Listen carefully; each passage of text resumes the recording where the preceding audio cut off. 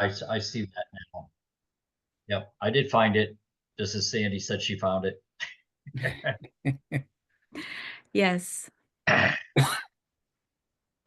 Um, and so I'm assuming at this point you're turning it over to me or other? Go ahead. Yeah, just for everyone's information, got a bio page on yourself.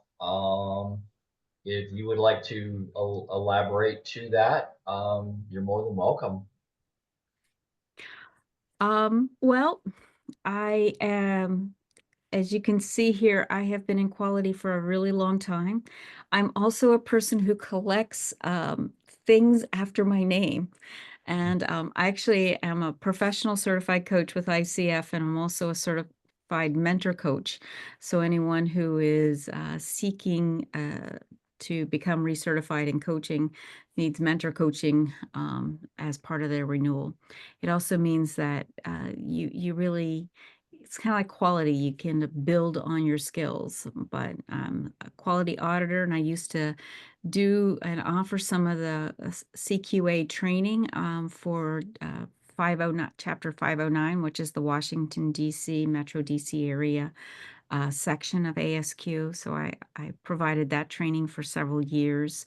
Um, as I'm also a CQMOE, and then I've been a project manager for also many years. And in addition to all this, I a coaching and quality, also a yoga instructor and a massage therapist. So I have a variety of tools in my toolbox, and I don't always doesn't always align. So it's allowed me to have a lot more agility in my thoughts by having so many different aspects of what I do. And so I've worked for the Food and Drug Administration. I've worked for biomedical research. I've done a lot of volunteer helping set up quality systems in multiple types of organizations. So it's very interesting to see uh, how quality and the conversations align across organizations, but then also how things differ.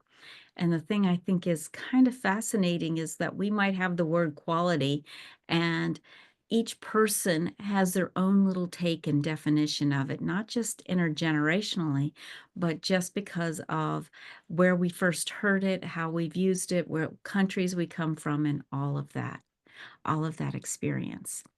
So if it's okay with you, I can take over and start sharing my slides. So we're going to start with Are the, you gonna do the networking? Uh, well, that's kind of where the breakout rooms come in. So Sandy's okay. going to be doing. We're going to do several Zoom breakout rooms that Sandy will be organizing on her side. Somewhere 5 to 6 attendees per room. This will be all random, correct? Um, They are, but I'm wondering, would we wanna have a breakout room right now since it's before the start time and allow people to just get to know each other a little bit before, so that when we go into the breakout rooms where they're talking about different case studies, that they can spend that time on the case study instead of meeting each other. sure. Okay? I'll turn it over to you from here and go from Okay. there. Okay, well, I'm gonna just open. We do have 12 breakout rooms set up, and they're set up to randomly put people in the different rooms. So it'll be for 7 minutes, and I'm gonna invite you at not right now to share who you are, where you work, and where you're from, and just something that you find interesting about yourself or about the day you've had, but something that kind of strikes your curiosity or would want to share with others. So I'm going to put everyone in a breakout room just so that you get an opportunity to get to know each other. So let's open these rooms. So you should be going to your different rooms.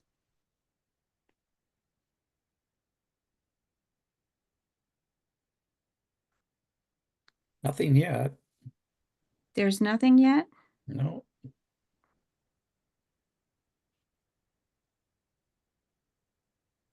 You were gonna randomly put us in each room, right?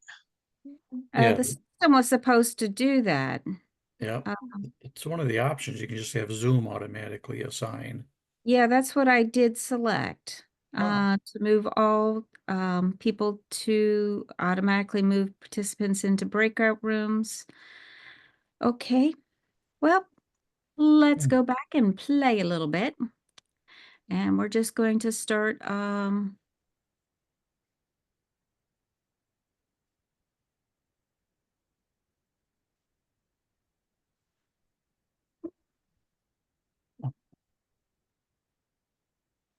Let me close the rooms just for a second since we had some challenges there, which is giving us 53 seconds. Well, it's a good thing. Whenever we're um, doing things and having some things showing up a little bit different, it's always an interesting scenario. Yeah, I've never had problems with the breakout rooms before. That's interesting.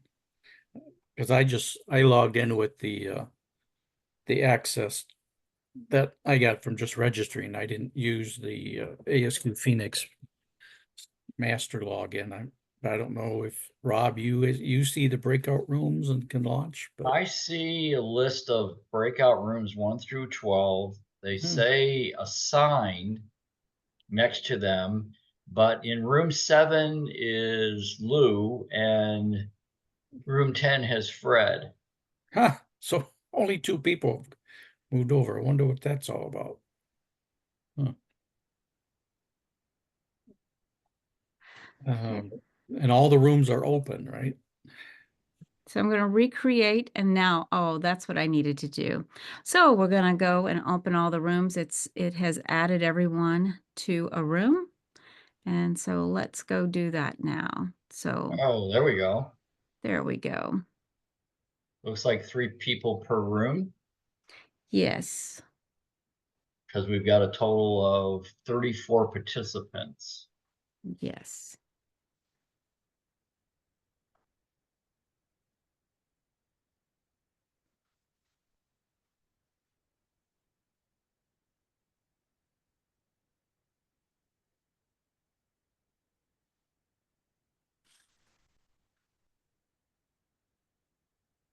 Would you like to go into a room? I think as a participant, um, you could go and be assigned to a room.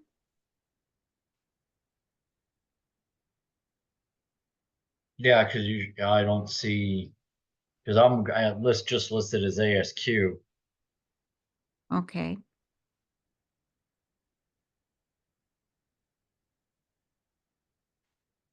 Rooms. If you would like to go into room 7,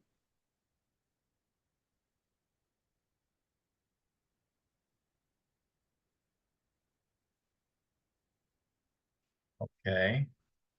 Whatever you'd like to do works for me. uh, yeah, if you'd like to go into room 7, and There's that, 2 in there. Oh, Barbara's in there. mhm.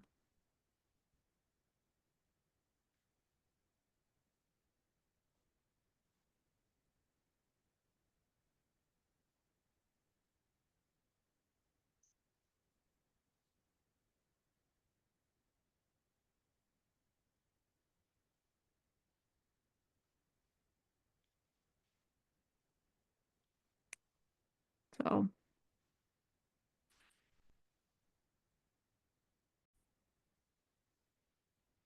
well, welcome back from this team networking event. So hopefully you had a great opportunity to get to meet everyone. And we will have 2 more opportunities to go into your groups together. Um, and so our topic today is enhancing people skills, communicating with younger coworkers, and embracing equality beyond the tasks. And this is a graphic that I found, and I just wanted to share this with you. And so this is kind of pretty, but I wanted to take some excerpts of this. So first, like looking at each generation. So I'm going to pause our share for just a second as we relaunch launch a poll.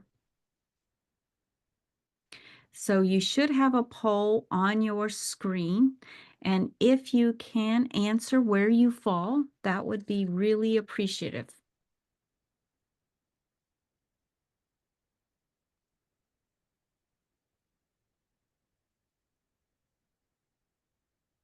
It'd be interesting to see how many. How do you answer the poll? You click on the down caret, and then a menu appears, and so you pick Don't one. lie about your age. Yeah. Yeah. All I'm seeing is the results. That's because you're a co-host. Okay. So I can't answer it. Yeah, I think as hosts, we can't Locked answer. out. Yeah. Oh, I would just skew the whole thing. We yes. Oh, well, it wouldn't be skew. It's where we are. That's right. So Yeah. it looks like we've got a fair number of people. We're going to end the poll, and let's share the results. So as you can see here, you should be able to see the results. And so we currently in this webinar have 3 generations being reflected, with the greatest percentage of 58% in the 65 to 80 times area. And that 65 to 80 is representative of Generation X.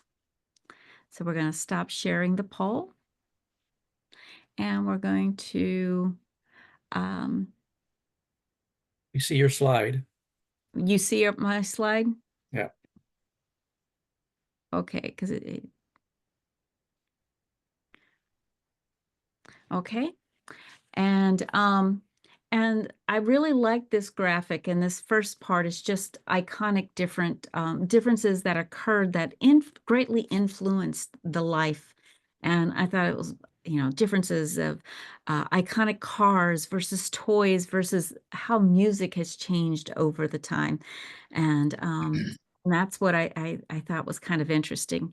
And I'm Generation X, as it appears to be most of us that were in this poll, and it says the stock market crash of 1987. And I'm like, well, that's not what I remember a lot. What I remember is, the gas lines in the 70s. I remember the Space Shuttle Challenger blowing up. And those are the things and the end of the wall in Germany coming down. Those were some of the things, and for me as Generation X, that I thought really influenced how I show up as a leader and as an individual. So this is, and when we look at the other half of this table and look at leadership styles and what is an ideal leader and learning styles and how we get advice or are influenced in marketing, and what is the other half of this table. And I really like this demonstration of the builders are the ones that were really controlling, but it was World War II, and their ideal leader was a commander, because that's what was a big part of the life that they had in their formative years. The baby boomers, wanting the leader to really direct what you should be doing. But as you can see, this is a little bit more, it's not controlling, it's a little bit more freedom for the staff. Generation X, they want the leader to coordinate and also be a doer in there doing the work with them. Generation Y, or the millennials, as you sometimes hear, they want guiding, and they want a supporter, want someone who's going to support them as they're doing the work, and that leader is facilitating. Generation Z is a little bit more empowering, having that leader be a collaborator. And then with the Alpha, they want it to be a co-creator and a person who's going to inspire you to do your absolute best. And so I thought that with this was a really good representation of the diversity that we have in the workforce now. And so depending on where you fall, just some of our life journey is going to impact how we see what quality is and how we interact with each other. So in today's, we're going to be having 2 different breakout rooms, areas, where you're going to get an opportunity to explore some cases. And in that, we want you to think about what are some people skills, what are ways that you can talk to coworkers. And I know initially we said for younger coworkers, but I figured with there's 5 different generations that could be participating. Sometimes the people in the younger generations might want to know how else to talk to people in the older or more seasoned generations. And then what does quality beyond the tasks really mean? So we're going to have these breakout. They're set up for 7 minutes each. And we would like for you to select someone in your room who would be willing to be a spokesperson, because we're going to come back after that 7 minutes to debrief. What do you think about from this perspective? Luckily, we have small numbers of individuals within the breakout room, so everyone should have a not extensive amount of time to talk with only 7 minutes, but you should be able, everyone should be able to have an opportunity to share. We also want each person to share and also to listen to what has been shared so that you can build on it using something like the improv technique of yes, where you acknowledge what someone is saying and you add more detail to keep the conversation flowing. And so it's not getting into, but yes, but, and shutting down those conversations. Because one of the mottos I've heard and been really recognizing and resonating strongly with me is practice doesn't make perfect, but practice does make progress. And so as we're working on learning on how to interact with different generations, we can start practicing even right here as we are working together.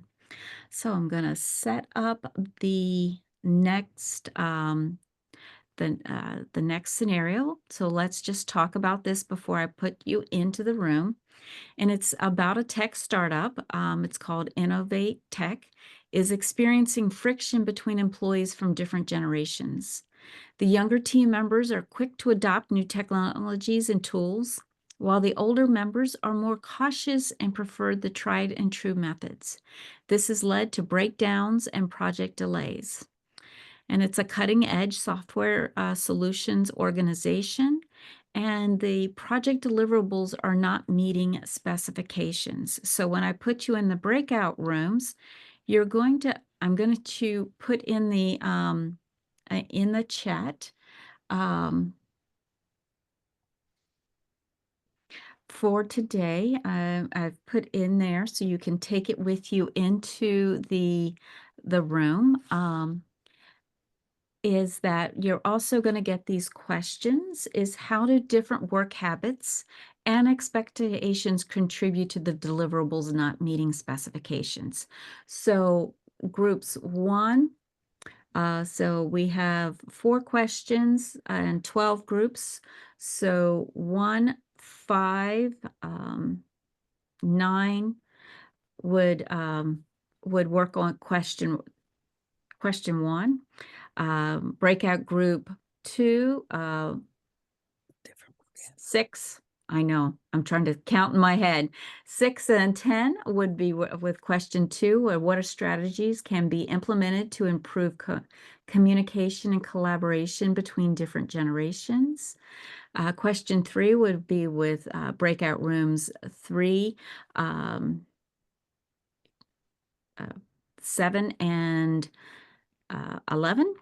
And how can the company leverage the strengths of each generation to work overall work quality? And then what role does management play in bridging gaps and ensuring consistent work? That's going to be breakout rooms 4, 8, and 12. So I think I got all of those correct, but nice and easy layout. These questions are in the breakout room. So let me get the breakout rooms initiated.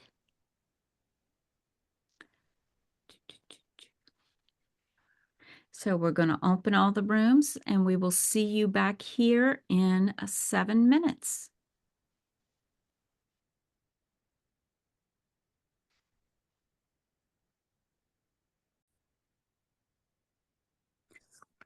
So welcome back from your sessions, and had asked that one person be identified to share what you came up with. So for question 1, breakout one's rooms 1, 5, and 9. I'm wondering if breakout room number 5 would share what was your thoughts about question 1, how do the different work habits and expectations contribute to the deliverables not meeting specification?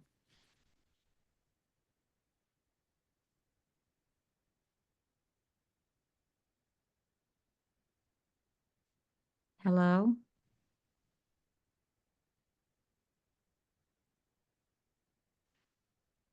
Anybody is trying to represent Scene 5, remember to unmute yourself. Yes. So, what we're on, we're labeled as. Hi, Kent, we hear you. Yes.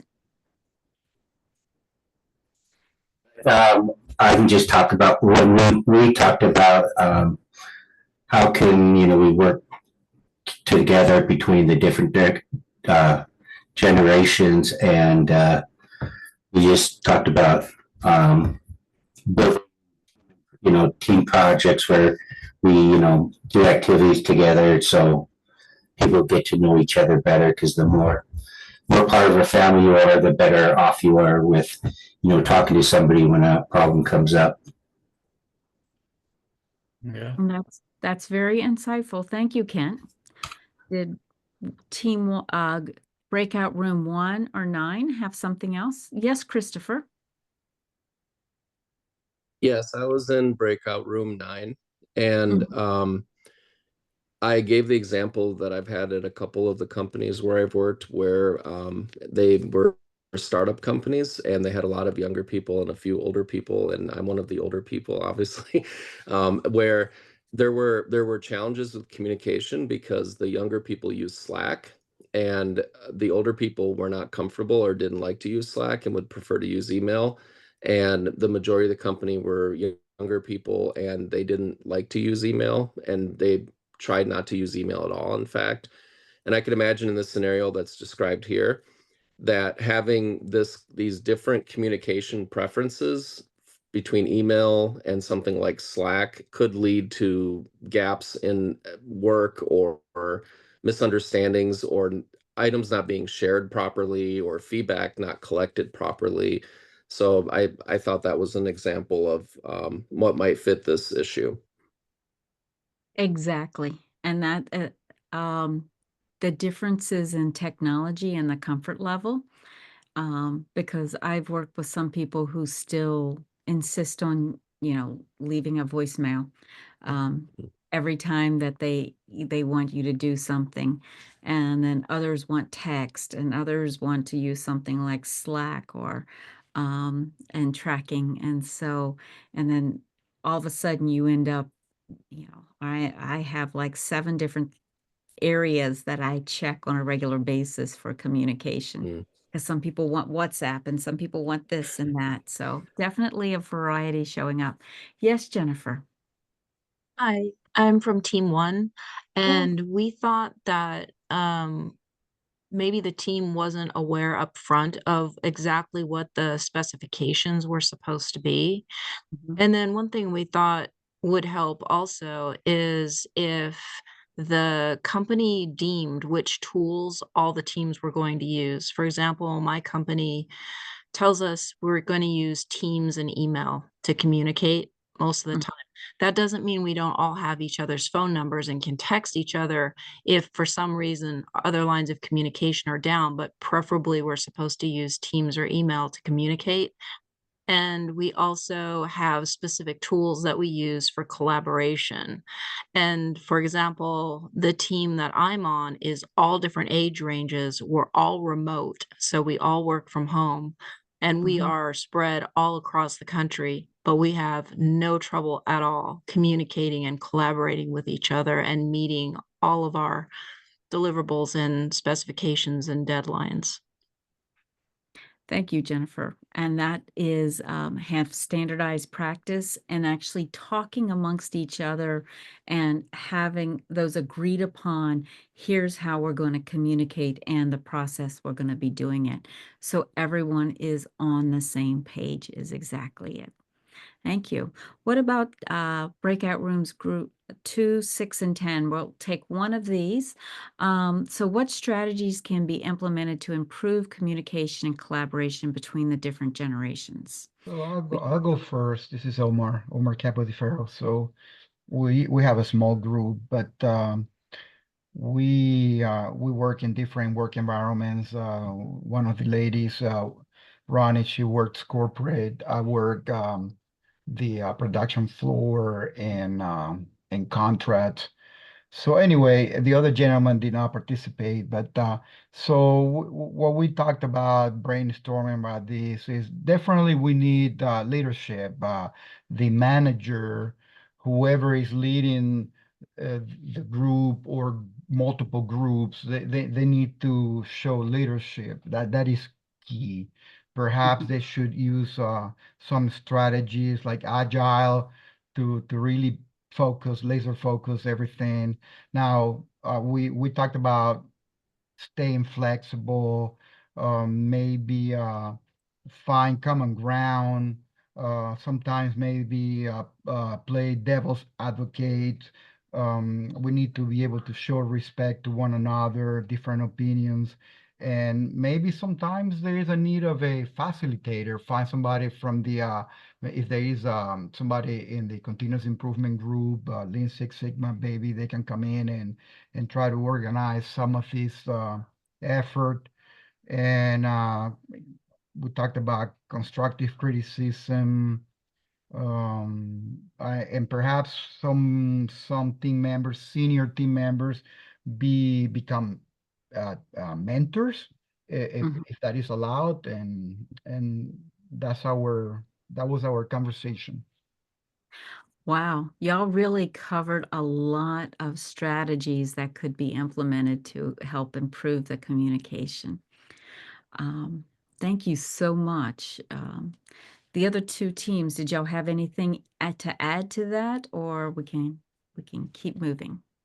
Well, Team 10, Elijah and I, we're trying to analyze or think a little bit deeper about the two groups of people. You have one older group with more experience and another group that's tech savvy and with full of energy, and how to get them to work together, get them to collaborate and participate and focus on solving some of the problems or some of the challenges on the project, and recognizing that each group has different skill sets or things they can contribute, and looking at which ones could maybe have the tool or the approach that would work.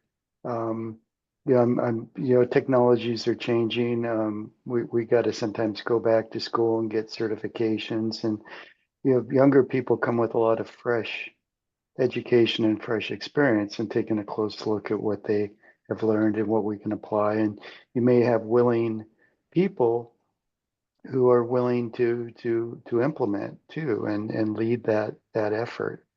And I think the older generation there should recognize that there might be something different we can leverage, or there's something that we could teach, but definitely don't pass up that there's something new that could improve the workflow or make a happy path that you're looking for to break this, these log jams or whatever you're having.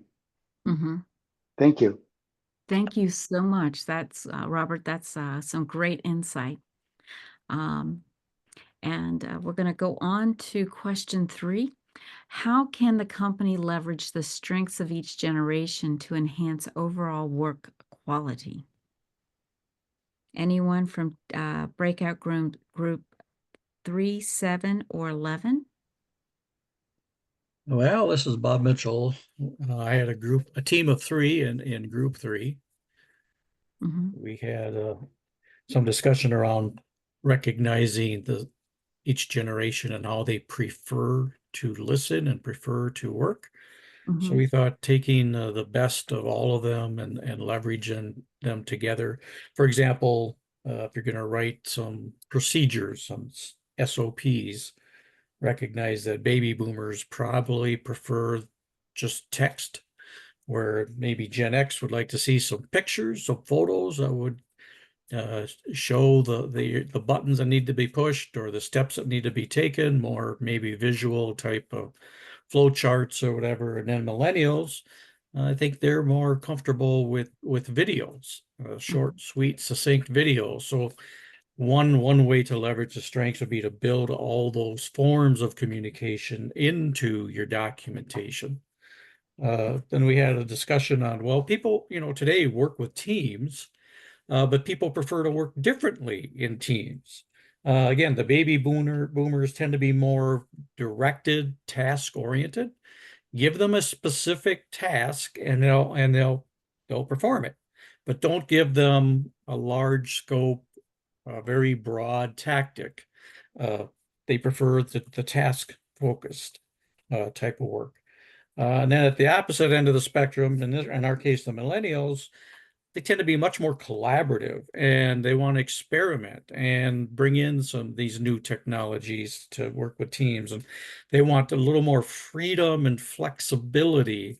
So when they participate on the teams, like make sure that they understand, what is the problem to be solved. Make sure everybody clearly understands what's the problem, and then what's in scope, out of scope. And then from there, kind of let the millennials figure out the best course direction and break it down into tasks. So they're much more participative, more collaborative. And then the last area we focused on is just thinking in terms of what's called the golden circles that Simon Sinek talks about. So at the outside ring, there are some people who focus on just tell me what the what is. What do I need to do? Other people are more motivated by tell me the why. Why are we doing this? And if I understand the why, I can design the system that you're looking for. So incorporating all of those different strengths of each generation can really help raise the tide or raise the level of the sea, so to speak. So everyone's work performance elevates. Yes, and that is very true. And I love that you brought in the power of why and what and how, because as we're looking at our motivations, it can help us when we speak to the heart of what a person is and what they're doing versus just assuming they just don't want it to work. So it's looking more at the positive of what each generation can do. Okay, thank you. Anyone else for on either 3, 7, or 11? Oh, I think you were 3, so 7 or 11. Sorry. If not, we'll go on to question 4. So option 4 is, what role does management play in bridging the gaps and ensuring consistent work standards in breakout rooms 4, 8, or 12? Who would like to share? Hi, this is Lou. Hi, Lou. It's my opinion that management should understand the strategic picture and guide the group or the team towards the target or the root cause of the deviation if the spec is not being met. So in a way, they should be a core group involved in strategic planning, development, and deployment. So the mission, the vision, the values should roll down all the way from the top down into the quality statement, the quality policy, and towards leading key performance indicators. So if the outputs are not being met, then maybe there's a mismatch between the mission at the top and then what's happening on the production floor. Mm. So there should be opportunities for teammates to get to know each other besides just work, whether it's a company picnic or town hall meeting after like a safety drill or safety meeting, opportunities for socialization. Mhm. Yes, thank you, Lou. Yeah, because there's been a lot of articles that show that when people are friendly or are friends, as someone mentioned earlier, are made to feel to be part of the family, then they tend to work harder and are more motivated. Is there anyone else in group, one of the other two groups, breakout rooms that would like to add any detail? Any other thoughts?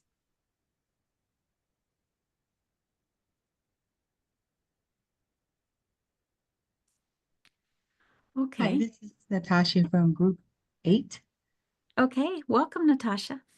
and in my group was Alan, and we both just kind of back and forth piggyback on what we thought. So to sum it up, the number one thing to bridge gaps and consistent work standards is communication, making sure everybody understands what's the purpose and what needs to be done. Mhm. And also know your group, know your people, know their styles, and the way they roll, and how that can bring the team together to meet the goal. Yeah. Yeah, really understanding each person individually. So thank you for coming on and sharing that, because when we can assign people to work in their strengths, then we can get they're more excited and they're more willing to work. Let me see if I can. And I put this slide in here is because I've been doing a lot of work in mindfulness and in leadership training, and I've been working with some different leaders. And when I start working with people, they start going, "You need to change, you need to change." And then instead, I say, "No, how can you change as the leader?" Instead of pointing and trying to figure out who else needs to change. When we start looking at ourselves, how we listen, how we will learn, work with conflict, how we express ourselves. Are we expressing ourselves in a way that people up the chain can better understand, people at our same level, people below us can really understand? As you work with different groups, there might be a certain level of empathy that's needed.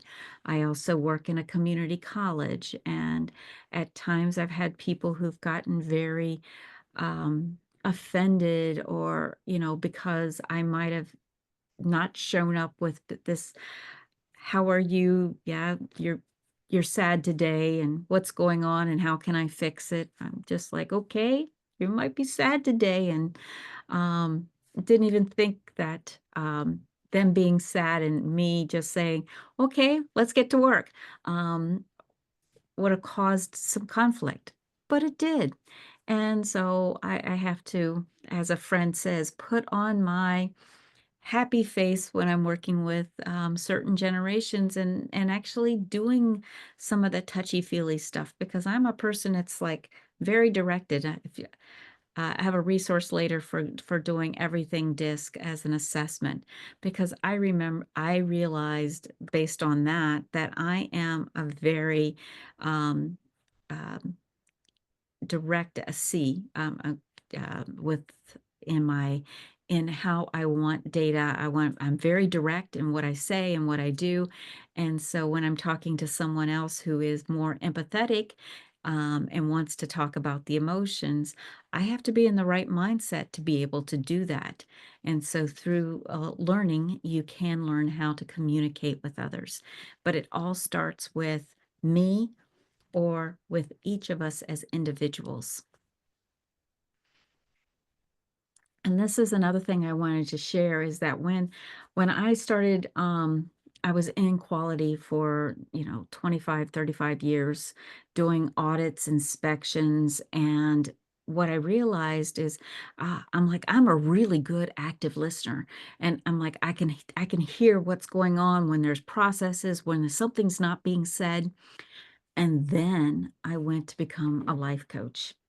And the level of listening for that empathy, for what's not being said, is a lot deeper.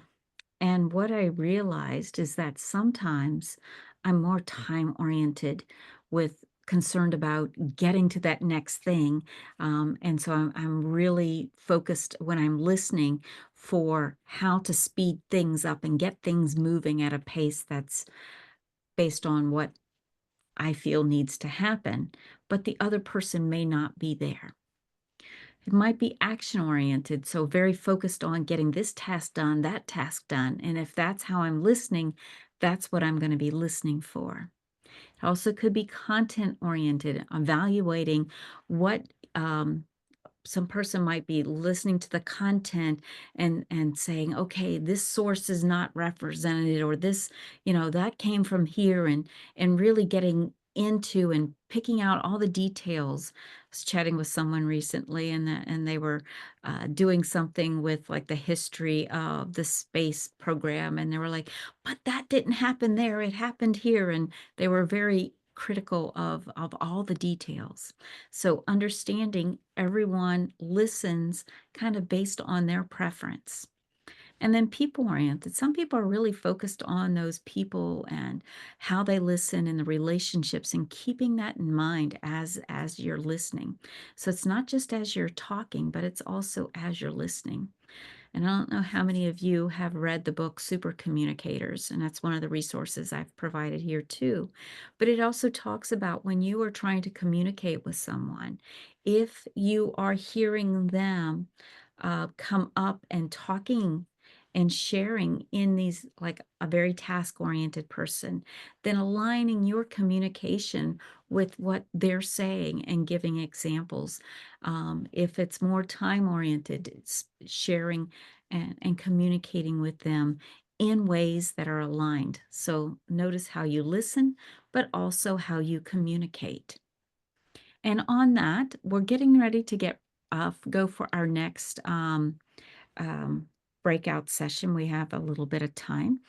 And I just wanted to touch base and see if the rules of engagement of, this will be 7 minutes, sorry. But having a spokesperson, everyone a chair. Was there any other rules that you felt as a group that should be changed? Because this is just part of the process, is when we can add in any way of improving what's happening, then we can.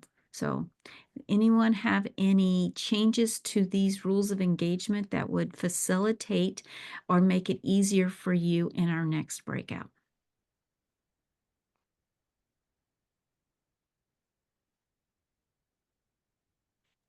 I'm good with what you have. Okay, thank you, Omar. Well, then we'll go on to scenario number 2. This is Precision Manufacturing Company. It's a quality control issues have arisen due to challenges among employees from different generations. The older employees have extensive experience and deep knowledge of the manufacturing process, while the younger workers are more tech savvy without hands-on experience. They are a high precision manufacturer of components for various industries. And the company has faced quality control issues, which management attributes to communication breakdowns and different work approaches between generations. So we will have 4 questions again, and I'll put these in the chat in just a moment. So what are the potential root causes of the quality control issues related to generational perspectives? What strategies can be implemented to improve communication and collaboration between generations on the shop floor?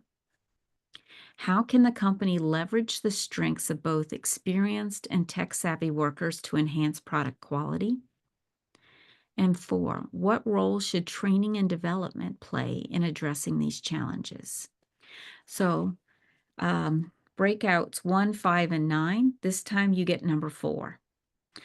Breakouts 2, 6, and 10, you get number 3. Breakouts 3, 7, 11, you get 2. And breakouts 4, 8, and 12, you get 1. So let me, I'm going to put the scenario first in the chat, just so you have it.